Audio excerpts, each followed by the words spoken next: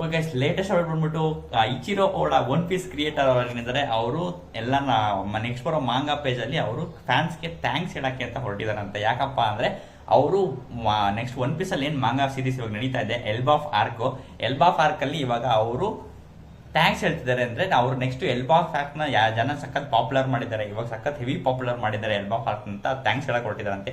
Obviously ಕತೆ ಸಿಕ್ಕಾಬಟ್ಟೆ ಪೀಕಲ್ ಇದೆ, ನಡೀತಾ ಇದೆ. ಇವಾಗ ಬೇರೆ ನಮ್ಗೆ ನೆಕ್ಸ್ಟ್ ಸ್ಪಾಯ್ಲರ್ ಇಮು ಬೇರೆ ಬಂದ್ಬಿಟ್ಟಿದ್ದಾನೆ ಎಲ್ಬಾಫಾಗೆ. ಅದಕ್ಕೋಸ್ಕರ ಇವಾಗ ನಾನು ಹೆವಿ ಫ್ಯಾನ್ಸು ಕೂಡ ಹೆವಿ ಪೀಕಲ್ಲಿ ಇದ್ದಾರೆ. ಇದು ಒಂದು ಕತೆ ಮಾತ್ರ ಹೆವಿ ಪೀಕಲ್ಲಿ ಇದೆ ಅಂತಾನೆ ಹೇಳ್ಬೋದು. ಅದಕ್ಕೋಸ್ಕರ ಪಾಪ್ಯುಲರ್ ಆಗಿದ್ದಾರೆ.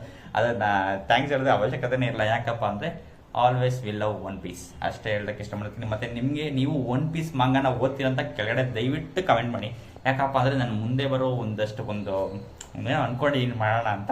ಅದಕ್ಕೆ ನನಗೆ ಹೆವಿ ಹೆಲ್ಪ್ ಆಗುತ್ತೆ. ಯಾಕಂದ್ರೆ ನೀವು ಮಾಂಗಾ ಓದ್ತೀರಾ ಅಂತ ಕೆಳಗಡೆ ಕಾಮೆಂಟ್ ಮಾಡಿ, ನನಗಂತ ಹೆವಿ ಹೆಲ್ಪ್ ಆಗುತ್ತೆ. ಪ್ಲೀಸ್ ಓಕೆನಾ, ಇದೊಂದು ಮಾಡಿ ಪ್ಲೀಸ್.